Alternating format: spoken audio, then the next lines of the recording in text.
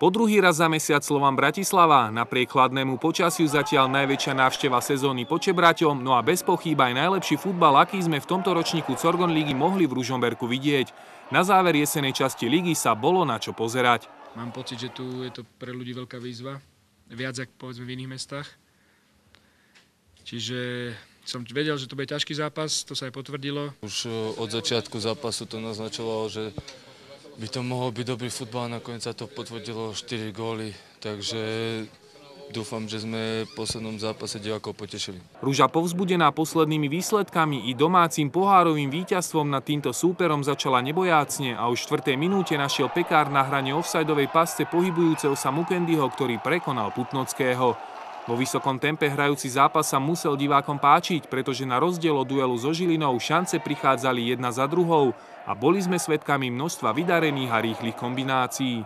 Jednu z najkrajších v podaní hostí pokazil len zakončujúci Milinkovič, ktorý našťastie netrafil. V 14. minúte nebezpečne strieľal Pekár a Putnocký mal čo robiť. Na druhej strane Zich vyrazil pred seba túto loptu, Kolčák však takmer opustenú bránu netrafil. Rýchly break Ružomberka cez dvojicu Ďubek Mukendi zakončoval v 21. minúte stále s väčšou chuťou útočiaci Bielák, gólovú poistku ale nepridal.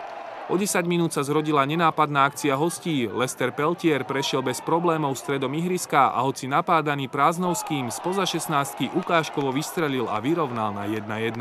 Ako kľúčový moment mi príde gól vyrovnávajúci na 1:1, ktorý sme na polovičke mohli dvakrát získať loptu a Peltier veľmi šikovne sa uvoľnil a nakoniec od polky to dotiahol až do situácie, keď mohol zakončiť a dal gól. Po zmene strán tempo trochu opadlo, no stále sme boli svedkami veľkej snahy, nápaditosti a množstva pokusov o zakončenie od oboch súperov.